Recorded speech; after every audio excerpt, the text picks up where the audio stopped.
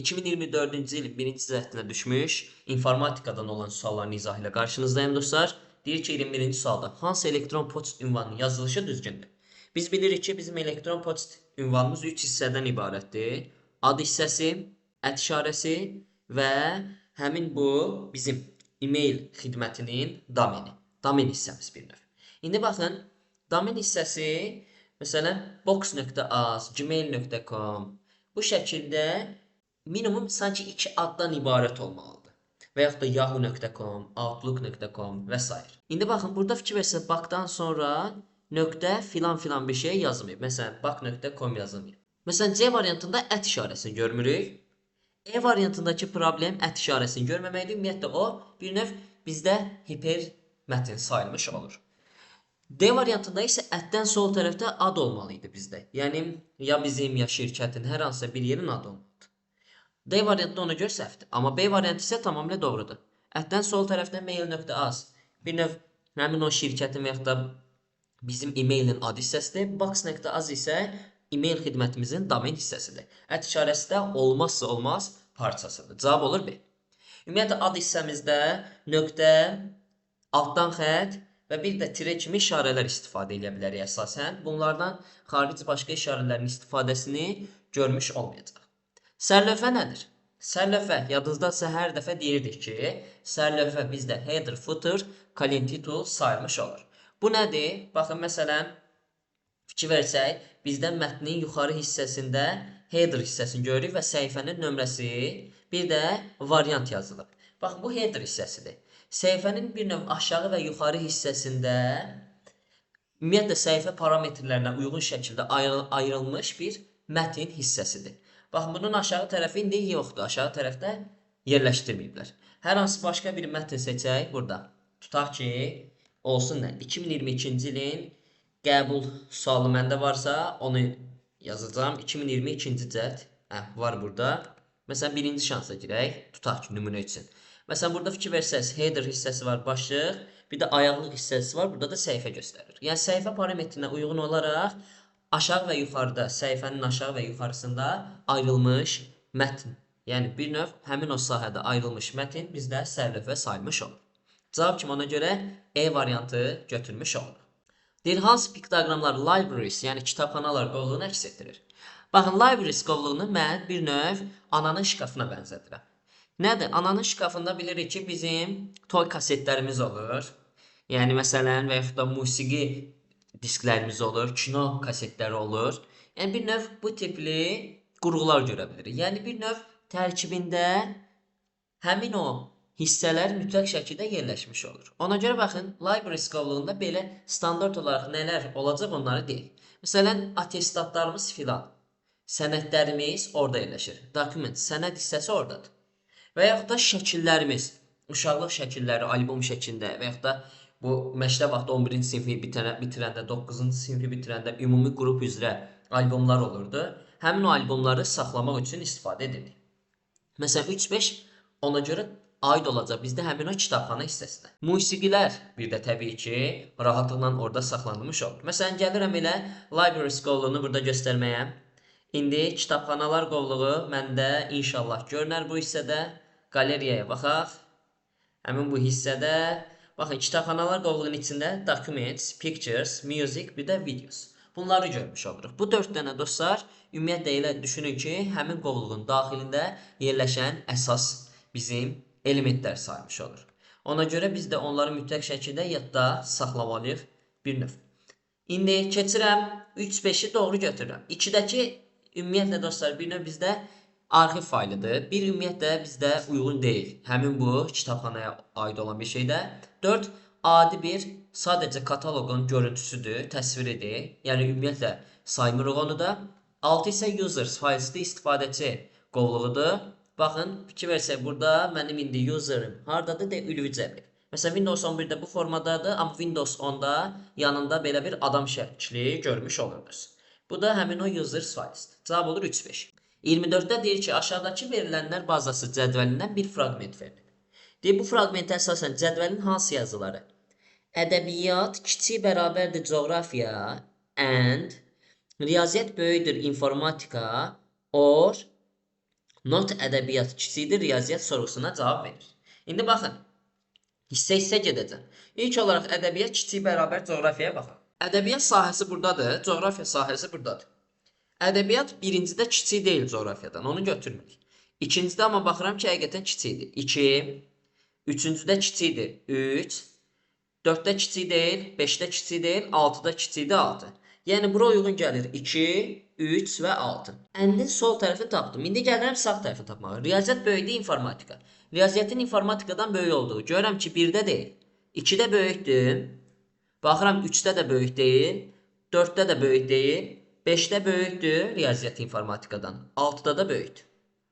Uyğun gəlir bura 2, 5, 6. Yəni əndin sağ tərəfdə oldu 2, 5, 6. İndi ənd bilirdik ki, hansı operator idi?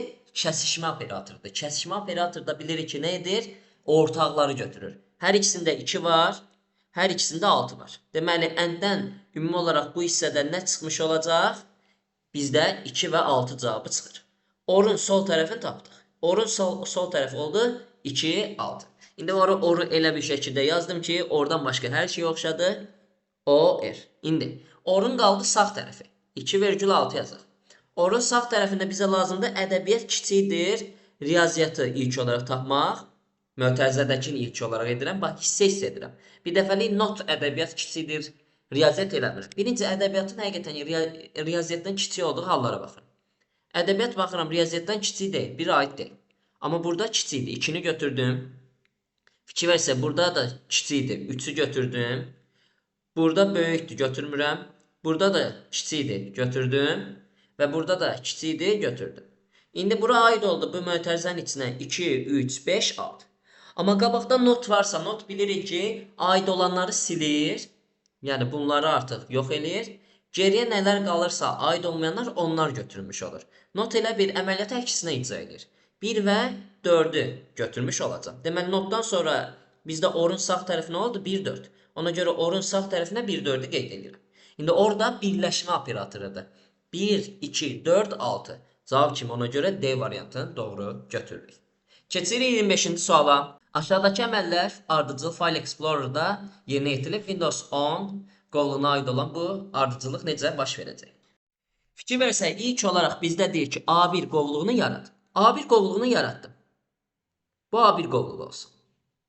Baxın, sizə sonra deyir ki, A2 qovluğunu yaradın. Demir ki, sizə A1 qovluğunun daxilinə girin və A2 qovluğunu yaradın. Elə yazıb A1 qovluğunu yaradın, ardınca A2 qovluğunu yaradın. Gəlin, bizdə eyni əməliyyatı aparaq. Gəlirəm This PC-yə. Məsələn, desktopda olsun. Ya da downloadda. Bir də az olan yeri axtarıb tapa bilsəm, Pictures, daha qəşəng. Məsələn, gəlirəm burada A1 qovluğunu yaradır. A1. Enter. Bax, mənə demir onun içinə gir. Deyir, sonra A2 qovluğunu yarat. Fikir verin, A2 qovluğunu da yaradanda bu da bununla eyni səviyyədə olur. Eyni bir xəttdə olur sanki. Ona görə A2 qovluğunda bununla eyni bir xəttdə yazıram. Baxın, fikir versək, bizdə ümumiyyətlə variantlarda A1 ilə A2 eyni xəttədir. A1 ilə A2 eyni xəttədir. A1 A2 eyni xəttədir. A1 A2 eyni xəttədir. A1 A2 eyni xəttədir. Yəni variant atmır. Sonra deyir B2 qovluğunu yaradın. Fikir verin, yenə hər hansı birinin məzmununa daxil olmur. Deyir sadəcə B2 qovluğunu yarat. Yaratdım, deməli B2 də bunlarla eyni bir cərgədə xəttdə olacaq. Ona görə B2-ni də buraya yazıram. Amma baxıram ki, C variantında B2 həmin bu A1-in daxilinə keçib. Yadda saxlayın, baxın, A1-in altında sanki bunun daxilində olan qovluqlardır. Ona görə C variantı səhvdir. C-ni atdım. Eyni şey A-da da problemdir. A2-nin daxilində yerləşdiriblər B2-ni. A variantı səhv. Ona görə onu da atdım. D-da da fikir verin, B2 A2-nin altında yerləşib. Bu da səhvdir. Qaldı ya cavab B ya da Y. İndi Y variantında deyir A1 qovluğunu açın. A1 qovluğunu açsın deyirsə biz A1 qovluğunun məzmununa daxil oluruq. Burada da qırmızı rəngdən istifadə edəcəm. Daha rahat anlamağınız üçün. A1 qovluğunun tərkibinə keçdim. Orada deyir ki B1 qovluğunu yaradın. Deməli A1 qovluğunun tərkibində biz kimi yaradacaq? B1 qovluğunu yaradacaq. Yaratdıq B1 qovluğunu. Baxın, yaratdım. İndi A1 qovluğunun tərkibində B1 B variantında düzgün göstərilib, yaradılıb. Fikir versəz eyni səviyyədə deyil. Sanki A1-in daxilində bunu yazıblar. Amma fikir versəz bizdə bu B1 E variantında A2-nin tərkibindədir.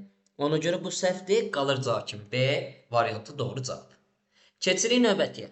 interfeys növlərinə aid olmayanları müəyyən edin. İndi interfeys növlərinə aid olmayanlar yadda saxlayın dostlar. Ümumiyyətlə bizdə interfeys növlərimizə aid olanlar nələrdir? Aparat interfeysidir, proqram interfeysidir, istifadəçi interfeysidir. İndi niyə? Aparat interfeysi əsasən məsələn bizim cihazlar arasındakı əlaqəni təmin edən. Yəni interfeys anlayışı ümumiyyətlə belə deyək, biz istifadəçi üçün, biz istifadəçilər üçün deyək, rahatlıq yaratmaq üçün istifadə edilən bir vasitədir. İlk olaraq aparat olmalıdır ki, aparat interfeysi olmalıdır ki, hər hansı bir işimizi orada görmüş ola bilək. Yəni aparat interfeysi bir növ əlaqələrin təmin edildiyi interfeys sayıla bilər. Proqram interfeysi artıq o proqramlar arasında əlaqəni yaradan, həmçinin o aparatların idarə edilməsini təmin edən bir hissədir. Bizə rahatlıq sağlayır o da. İstifadəçi interfeysdə istifadəçi ilə bir növ sistem arasında əlaqə yaradır. Məsələn, qrafiki və yaxud da əmri interfeys deyirik şəbəkə, ümumiyyətlə əməliyyat sistemlərində. Əməliyyat sistemlərində deyirik ki, qrafiki interfeys, obyekt yönümlü interfeys nədir? O, piktoqramlarla, mausla idarə elədiyimiz bir ortamdır, şəkillərlə, əmrlərlə ibarət olan bir şeydir. Amma əmr interfeys isə xüsusi promptlar, xüsusi yazılar olaraq bizim yaratdığımız bir şeydir. O da istifadəçi interfeysinin sanki bir altındadır. Və baxın, əmr interfeysi indiki dövrdə sırf bəzi şəxslər üçün istifadə edilən vasitədir. Yəni bəzi şəxslər ondan istifadə edir, rahatlıq üçün deyil. Amma interfeys bir növ rahatlıq yaratmalıdır bizdə. Ona görə olmayanlardan birincisi kimi elə əmr interfeysini götürəcəksiniz. Onu bir növ istifadəçi interfeysinin altında düşünməlisiniz. Şəbəkə olan variantları da başdan atmalısınız. Aparat şəbəkə deyəndə belə yadda saxlayın. Yəni ümumiyyətlə geniş bir interfeys kimi sayılan bir şey deyil. Ümumiyyətlə şəbəkə ilə əlaqəli olanlar bizdə şəbəkə ilə əlaqəli olan hissələrdir. Ümumi olaraq arxitekturamıza aid olan kompüterlə əlaqəli interfeyslər isə aparatda, proqramda istifadəçidir. Bunları yadda saxlayırsınız. Ona görə 1-dir, 3-dür və 5-dir. Bizim doğru cavabımız olur. 1, 3, 5 oldu doğru cavab, aid olmayanlar. 2, 4, 6 isə, yəni aparat, proqram və istifadəçi isə aid olanlar oldu. Keçirik ona görə növbəti suala. Deyir istifadəçi D diskində dərs üçün materiallar, onun daxilində qrup 11, onun daxilində laboratoriya işləri qovluğunda işləyirdi. Deməli bu dəqiqə hansı qovluqdadır? Laboratoriya işləri qovluğunda. Deyir ki, sonra o qovluqlar ağacına 2 səviyyə yuxarı qalxır. Yəni bir növ 2 səviyyə geriyə getdi. Laboratoriyadadır 1, 2. 2 səviyyə geriyə getdi. Hardadır hal-hazırda? Dərs üçün materiallardır. Və sonra deyir mühazirələr qovluğuna bir səviyyə aşağıya düşərək daxil oldu. Yəni deməli dərs üçün materiallar qovluğunda qrup 11 ilə yanaşı bir dənə də əlavə olaraq hansı qovluq var? Mühazirələr qovluğu var. Yəni siz bir dənə qovluğun içində sırf təkcə bir şey yaratmırsınız ki, tərkibində minlərlə qovluq da ola bilər. Deməli bunun daxilində mühazirələr qovluğuna daxil oldu və deyir ki, oradan da giriş.doc faylını sildi. Deməli mühazirələr qovluğunun daxilində əvvəl nə var idi? Giriş.doc faylı var idi. İndi bizə deyir ki, istifadəçinin sildiyi faylın tam adını müəyyən edin. Tam ad bilirik ki, faylın adından həmin onun düz diskə yerləşdiyi diskə qədər olan bütün hissəni, adresini, ünvanını, yolunu əhatə edən bir anlayışdır. İndi D diski dərs üçün materiallar, mühazirələr giriş.doc. Cavab olur C. D diski dərs üçün materiallar, mühazirələr giriş.doc. Cavab kimi C-ni götürürük, növbəti suala keçirik. Seçilmiş mətn fraqmentinə kölgə effekti vermək üçün hansı düymədən istifadə edər? Baxın dostlar, elə kölgə sözü deyirsə, burada kölgəyə bənzər hansıdır? B variantıdır. Cavabı avtomatik B variantı götürməlisiniz. İndi gəlirəm Word açıram. Hər biri hansı işi görür ona baxaq. Blank document. Məsələn, belə bir şey yazdım. Yazdıq belə bir şeylər. İndi gəlirik. Home-a keçdim. Bizdə baxın, bunu seçdik. İndi ilk olaraq bunu da burada ən yaxşısı always eləyək. Fikir versəz rəngi dəyişdirdi. Bu rəng dəyişdirəndir. Sonra baxın kölgə verə bilərəm burada. Baxın buradan kölgə vermək mümkündür. Yəni eləmək olur. Shadow'a gələrəm burada. Shadow'dan kölgələri verərəm. Deməli bu doğru cavabımızdır. Sonra bu baxın pozanla əlaqəli hissəni görürəm. Onun bütün formatını təmizləmiş olur. Yəni bunu da görmüş olduq. Sonra əlavə olaraq buna Çox güman bənzəyən bir şeydir. Yaşıl rənglə baxın, arxa fonunun rəngini dəyişdirmiş olduq. Əlavə olaraq bir də bunu görə bilirik. Bu da dostlar bizdə məsələn gördüyünüz budur. Fikir versək, baxın seçdim bunu, şrifti böyütmüş olur. Cavab kimi deməli hansı çıxdı kölgə üçün? Bu text effects and typography o olmuş oldu. Cavab oldu B variantı. Keçirik növbətiyə. 29-cu sual. Sənədə Yunan əlifbasının hərflərinin və yaxud da digər xüsusi işarələrin yerləşdirilməsi üçün hansı ardıcılıq istifadə edilir? Baxın, digər xüsusi işarələr, simvollar. Baxın, simvol. Deməli, biz simvol olan variantları saxlamalıyıq. Elə bir dənə variant var, insert symbol. Yadda saxlayın, gəlirsiniz insert tabına. Insert tabında burada ən sağda symbol send qrupunda simbol əmri var. Buradan istədiyin hər hansı fərqli simvolları əlavə etmiş olursan səliqə ilə. Deməli, cavab kimi olur nə? E variantı. Keçirik növbətiyə, 30. Amma keçməmişdən öncə, deməli, home change case bir növ bunların yazılış formalarını dəyişdirir. Məsələn, sözlər yazarıq, yazdıq. Baxın, bunu seçdim. İndi gələrəm home-da. Change case eləyəndə, baxın, sentence case. Cümlə halında kiçik hərflər rejimində, böyük hərflər rejimində hər sözün başlanğıc hərfin böyüdür. Toggle case isə böyük hərfləri kiçiyə, kiçik hərfləri böyüyə keçirir. Yəni, B variantı odur. Biz də burada lazım olan hissələrdən ən əsas, məsələn, home find bizdə lazım olan hər hansı bir sözləri seçir, onların dəyişdirməsində və yaxud da onların tapılmasında bizə kömək edən hissələrdədir. Baxın, editing link qrupuna gəlirəm, find'i görürəm. Mən istəyirəm ki, buradan C hərfini axtarım. Baxın, C-ni axtardı, bura tapdı. Lazım olan hissəni sənin üçün tapmış olur. Insert-də icons, gəlirsiniz insert-də icons-da xüsusi kiçik balaca piktogramlar əlavə edə bilərsiniz sənədinizə. Onların tapılmasında sizin üçün kömək olmuş olur. Məsələn, gəlirəm təyyarəni göndərirəm. Burada, baxın, əlavə elədi o ikon. Bunu da bildik və review-da language-də görürük. Review-ya gəlirəm. Review-da, baxın, language-də bu təbii ki, bizdə həm yoxlama dilini dəyişdirmək üçün, həm də Word-ün dilini dəyişdirmək üçün istifadə edilən vasitələrdən biridir. Gəldim, sonra 29.7.30 verilənlər bazasında sorğu deyirik sənə götürməliyik cavabda. Şərt, mear, lazımi verilənlərin əldə edilməsi. Bu tipli cavabları axtarmalıyıq. Yəni, sorğu bizdə lazımi verilənləri əldə etməyə imkan verən obyekti. Verilənləri çap etməyə kömək edən hesabatdır. Verilənləri daxil etmək forma obyekti ola bilər. Yəni, cədvəldə də veriləni daxil edirik.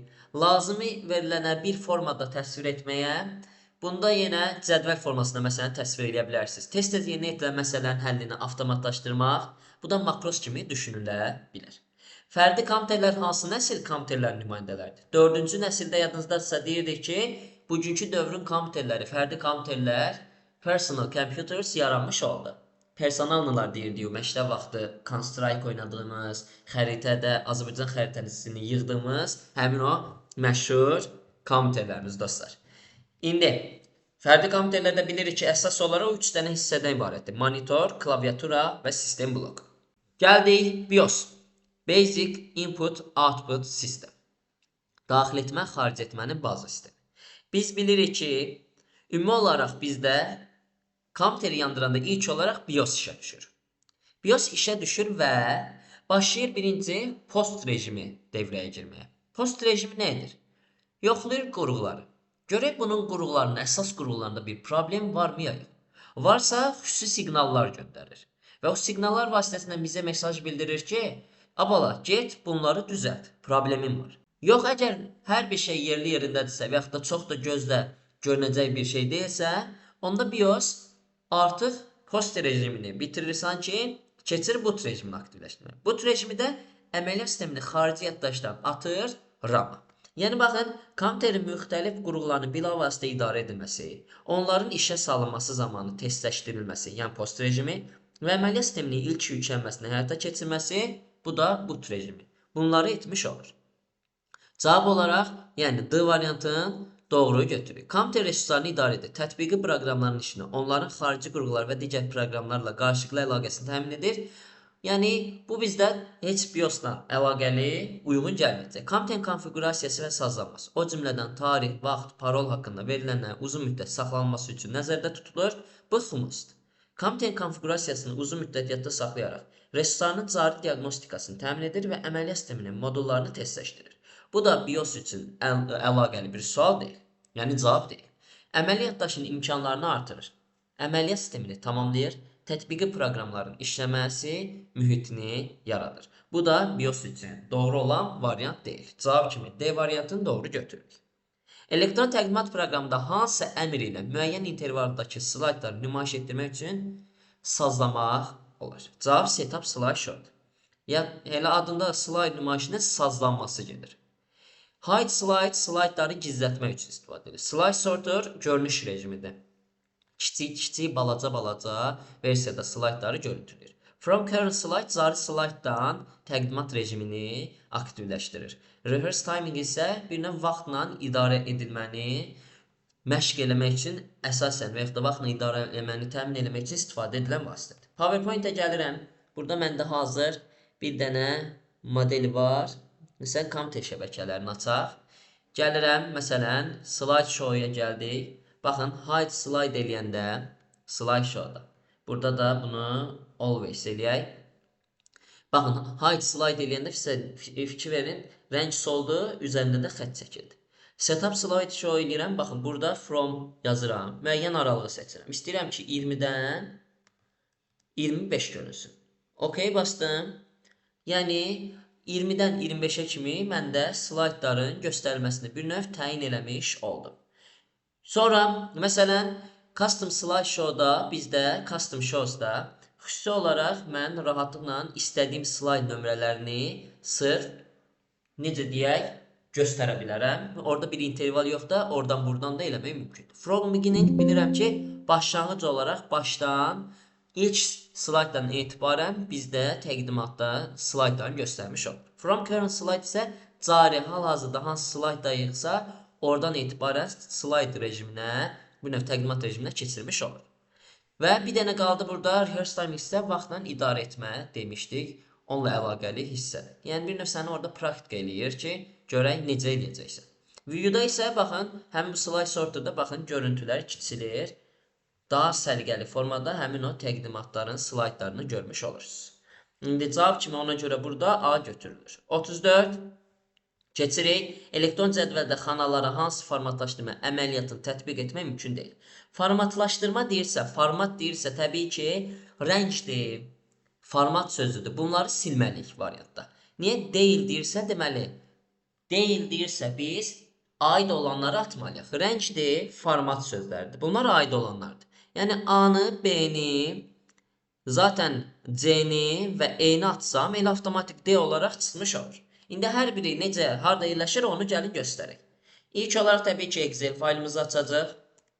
Excel faylımızın adı bilirdik ki, nədir? Kitabdır. Exceldə bizim o fayldakı hissəciklər isə vərəqlər sayılmış olur. 2 dəfə deyəsən yaratdım, eyb yoxdur. İndi gəldik bu hissə. Məsələn, xananın daxilində xananın içini rəngləyə bilərsiniz. Baxın, orada zaten var idi bildiyim qədərilə. Xananın fonunu rənginə doldurmaq. Elədik. Mətni düzləndirmək və formatlaşdırmaq. Mətni düzləndirmək, məsələn, mətn yazdım. Rahatlıqla baxın, mətni yazandan sonra həmin bu mətnin istiqamətini dəyişdirmək olur. Yəni, formatda dəyişdirə bilirsən. Mətni rəngləndirmək olur. Yəni, fikir verin, mətnə əlaqəli işlərdə həqiqətən görmüş olur. Xananın sərhəd rənglərini boyamaq. Gələrik bura, dostlar, baxın, burada borders hissəsini əlavə edərik. More borders eləyəndə, baxın. Məsələn, tutaq ki, gətirirəm bunu, outline eləyirəm, avtomatik olaraq bunun da rəngini dəyişirəm qırmızıya. OK basıram. Yəni, həmin bu xananın sərhəd xəttini rəngləməli idi. Qırmızı rəng sadəcə niyə olmadı? Bir dənə more borders eləyək, avtomatik olaraq bunu qırmızı rəngə keçirək. Aha, hamısı oldu, outline, OK. İndi, görünməlidir, hiss olunur, kiçik də olsa, balaca da olsa var bu kənarında qırmızılıq, dostlar. Biraz böyüdüm. O kiçik də olsa onu görün siz. Baxın, fikir verirsiniz. Deməli, bu da mümkündür. Sonra xananın formatını, enli və hündürlüyünü dəyişmək. Təbii ki, biz xananın ölçülərini rahatlıqla dəyişdirə bilirik. Bu da bizim icra elədiyimiz şeylərdən biridir. Məsələn, format cells eləyirəm. Format cellsdə bir növ baxın, istiqamətini dəyişdirmək burada edə bilirsiniz, düzləndirməsini və s. Burada data tipini dəyişə bilərsiniz. Fontla əlaqəli işlər görə bilərsiniz. Sərhəd xətti ilə əlaqəli işlər görərsiniz. Rəngləmə ilə, doldurma ilə əlaqəli işlər görərsiniz. Qoruma ilə əlaqəli işləri görmüş olarsınız rahatlıqla. Sonra təbii ki, text direction'da baxın, burada hətta fikir versəniz dəyişdirmək də mümkündür. Bunları etmək olur. Xananın formatını, enini və hündürlüyünü dəyişdirmək də təbii ki, biz rahatlıqla baxın, bunları enini, hündürlüyü dəyişdirə bilirik. Yəni enini də, baxın, bu dəqiq hündürlüyünü dəyişdirdim. Enini də rahatlıqla baxın dəyişdirirəm. Yəni hər bir şey rahatlıqla etmək mümkündür. Deməli cavab olaraq E də edilə bilir. Ona görə qalır elə D variantı, xananı 2 yerə bölmək şəkildə. Cavabı tapdıq D variantı. Keçə bilərik artıq növbəti suala.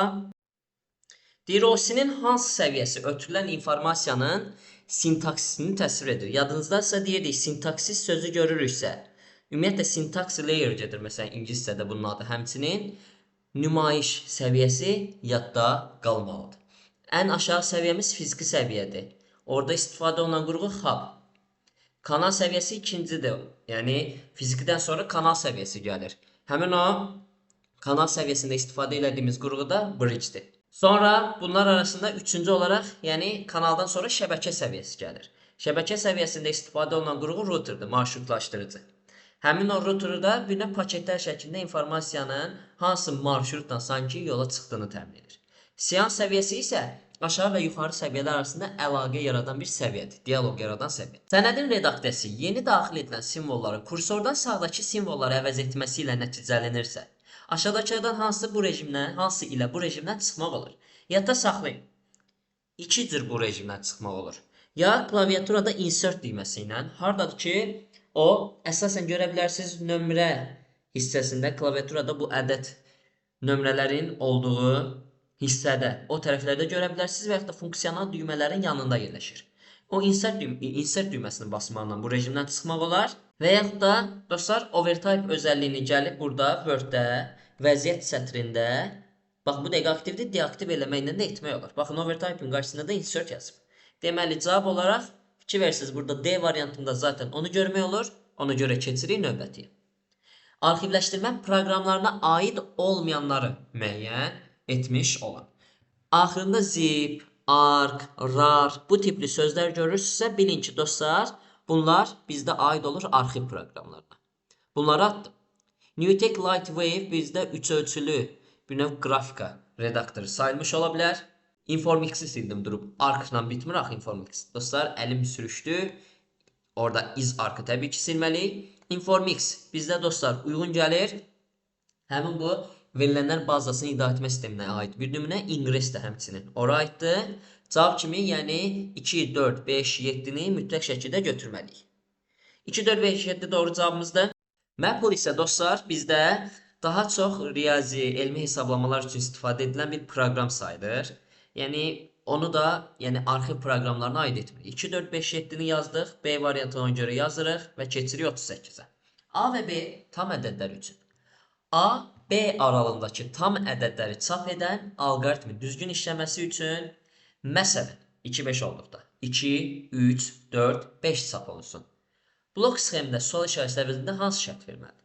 Yəni, qısacası deyir ki, sol işarəsinin yerinə elə bir şərt verməlisiniz ki, həmin bu 2, 5 aralığında olan 2, 3, 4, 5-in hamısı çap edilsin. Yəni, elə düşünün ki, baxın, 2 A-dır nümunə üçün, 5-də B-nin yerindədir.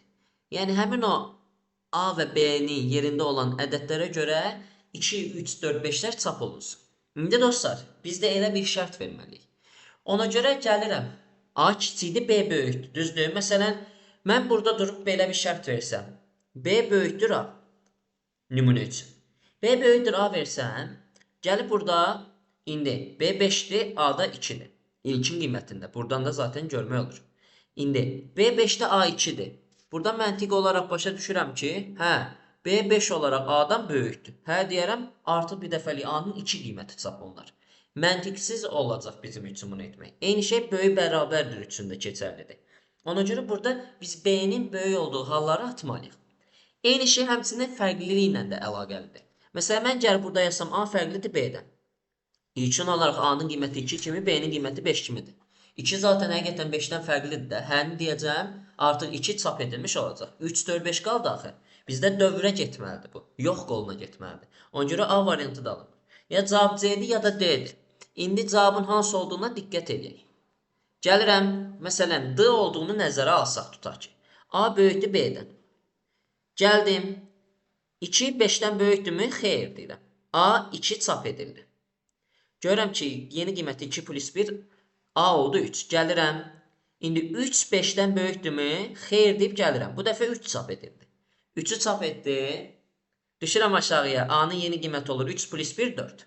Burada da A-nın yeni qiyməti yazım 4. Bu dəfə gəlirəm 4-ü yoxlamağa. 4 5-dən böyükdürmü? Xeyr dostlar. Xeyr deyirəm. Ona görə bu dəfə gəlirəm yenə yox qolu ilə. Yox qolu ilə gələndə görürəm ki, bu dəfə A-nın 4 qiyməti çap edilir. Gəlirik 4 plus 1 A-nın yeni qiyməti oldu 5. A-nın yeni qiyməti oldu 5. Gəldik. 5 5-dən böyükdürmü dostlar? Xeyr deyirəm. Gəlirəm 5 çap olunacaq indi. 5-i də çap elədim. Düzdür 2, 3, 4, 5-i çapa verdim. 5 plus 1 A-nın 6 qiyməti artıq ortaya çıxır.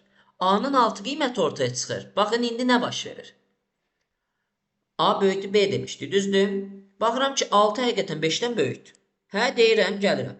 Baxın burada çap olaraq 6 da çıxmış olur. Yəni fikir verin 2, 3, 4, 5 istəyirdi bizdə.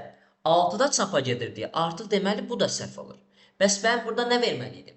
Həmin o böyük bərabərdir işarəsi. Məsələn, böyük bərabərdir işarəsi olsaydı, məsələn 4-dən sonra davam edək. Onsuz da eyni cür gedəcək. Məsələn, axırıncı səfər 4 idi tutaq ki bizim. Bu 5. A qiyməti daha doğrusu 5 necə olur? A 4 idi. 4 5-dən böyük bərabərdirmi? Xeyr. Gələcəm 4-ü çap edəcək. Çap elədi. İndi gəlirəm 4 plus 1 A-nın yeni qiyməti oldu 5. Düzdür? İndi qayıdıram dala artıq. 5 böyük bərabərdirmi 5-dən? Bəli, bərabərdir. Hə deyirəm, burada nə çap edilir? 5 çap edilir. Fikir verin, məndən istənilən hər biri çap edilmiş olur. Ona görə cavab kimi C variantını götürürəm. Yəni çaplardan biri bu tərəfdədir deyə mütləq şəkildə sanki son qiyməti 5-i həmin o hissəyə saxlamalıyam. Ona görə burada böyük bərabərdir işarəsi, bərabərlik işarəsi bizim dadımıza çatmış olacaq. 39-cu sual. Uyğunluğu müəyyən edin. Təsvirin fiziki ölçüsü. Yəni, baxın, nümunə üçün bir dənə tablo almışsınız. Tablonun ölçüsünü siz rahatlıqla santimetrlərlə ölçə bilərsiniz və yaxud da kiçik bir təsvirdə düymlərlə də ölçərsiniz. Cavab olur, yəni AC. Biri AC getdi. Ona görə C, A və E variantlar gedir. Failin həcmi. Biz failin həcmi byte, kilobyte, bit, megabyte bu tipli vahidlərlə ifadə edirik. 2-yə gedirdi. Ona görə bunları atıram. Və təsvirin ayırt etməsi DPI, PPI, LPI, dot per inch, pixel per inch və line per inch. Bunları yada salacaq. 3-ə gedir B-yə. 1 AC, 2-də 3 B-yə. Variant olur D variantı. Keçirik 40-a.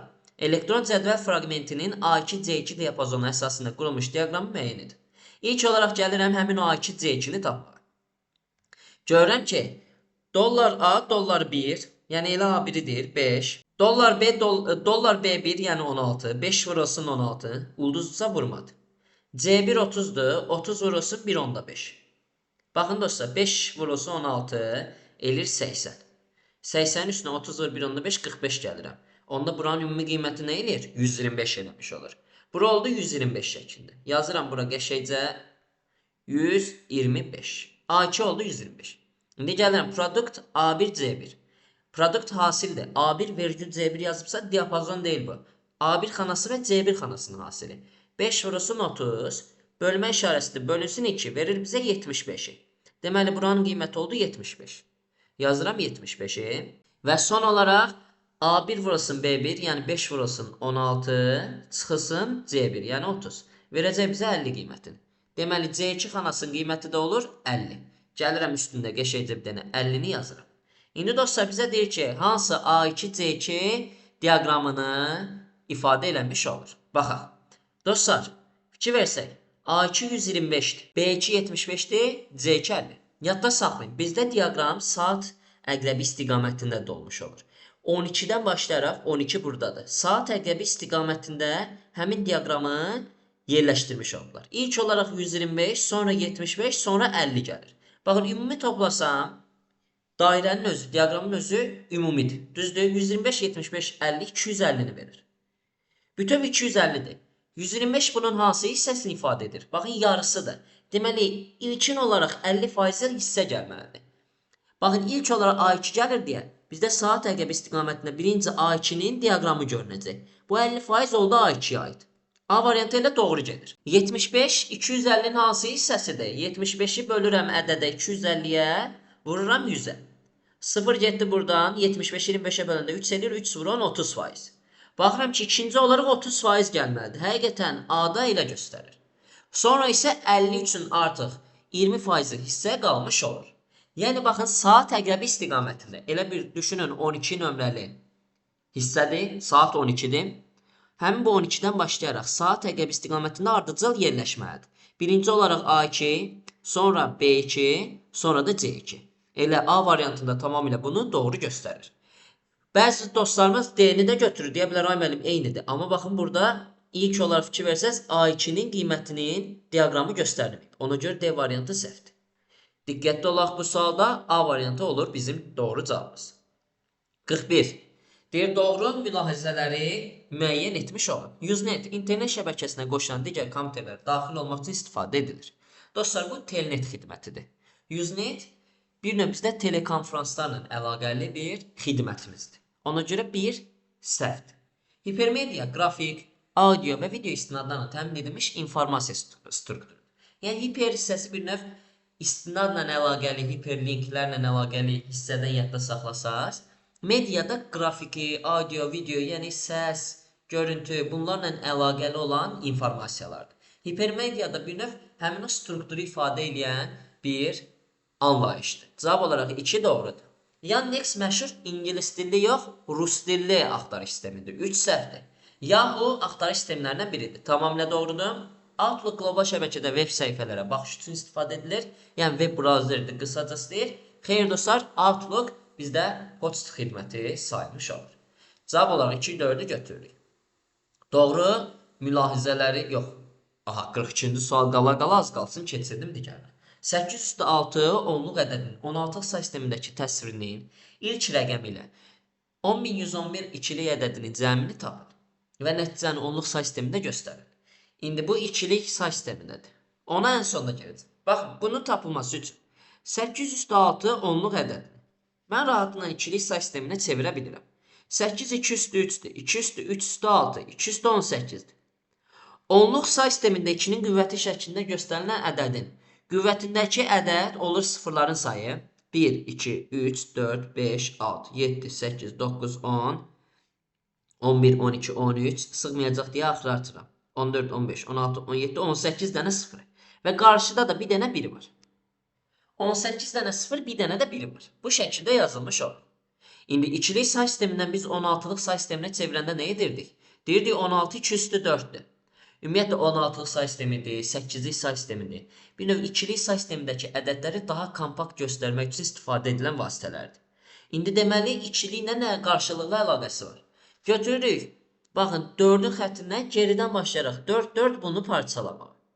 4 parçalayanda görürəm, axıra 100 qalır. Baxın, bu hissə 0-dır, bu hissə 0-dır, bu hissə 0-dır, bu hissə 0-dır. Bu hissə isə İkilikdən çevirəndə 0, 1, 2. 2 üstü 2, yəni 4-ə uyğun gəlir. Fikir versəz, başdakı rəqəm nə oldu? 4 oldu. Həmin o 4-ün deyir ki, başdakı rəqəmin bu ədədin onluq say sistemindəki qiyməti ilə cəminin tapın siz. Cəmini tapaq. Bu ədəd 0, 1, 2, 3, 4. Eləyir 2 üstü 4, üstə gəlsin. 2 üstü 2, üstə gəlsin. 2 üstü 1, üstə gəlsin. 2 üstü 0. Yəni 16, 4, 2 və 1, 23. Bunların cəmi bir yerdə nə edir? 27 etmiş olur. Deməli, nəticəmiz, cavabımız nə olacaq? 27. Onluq say sistemində də ifadə ediləndir. Baxın dostlar, 8/6 ədədini qısaca 16 say sistemində sürətli necə çevirərəm? Sırf 2-nin qüvvəti şəklində göstərilən ədədlərdə edəcəyimiz metodlardan biridir. Baxın, qabaqda zaten bu 1-0-0-ı gördük. İkilik say sistemində ifadə olunur. 218 tapdıq, düzdür? Onun qüvvətindəki 18-i bunun qüvvətindəki 4-ə bölürük. Cavab 4 qalıq 2 alır. Baxın bu 4 istifadə olunan sıfırların sayını ifadə eləyəcək. 16 say sistemindəki ifadəsində. 2 isə qarşıdakı bu var ha 1. Həmin 1-in yanında olacaq sıfırlar ifadə edir. Bunun da 16 say sistemində qarşılığı nədir? 4-dür. Bax bu şəkildə də sürətli kim istəsə tapa bilər.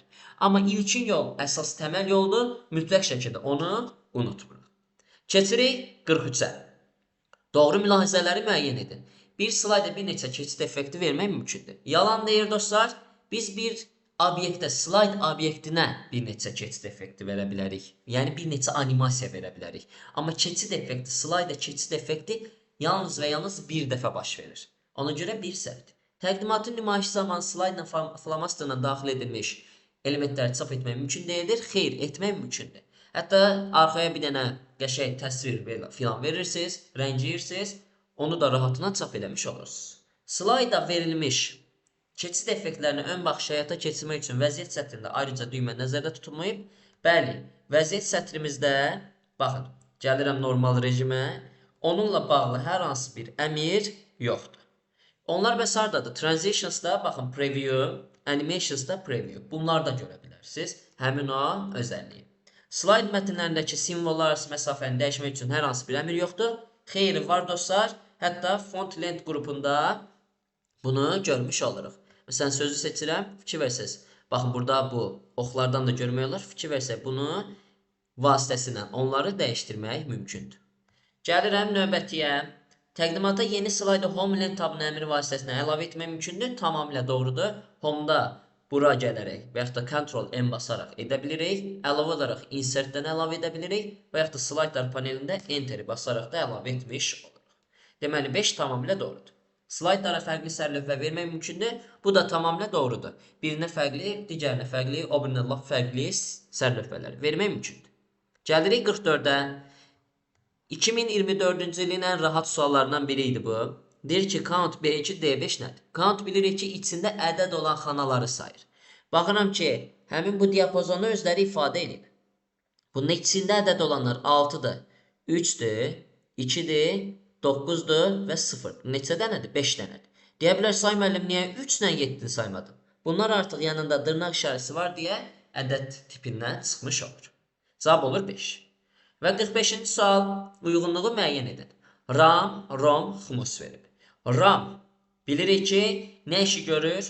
Ümumiyyətlə, emal olunan sanki informasiyalar yadda saxlamaq üçün istifadə edir. Bir oldu de.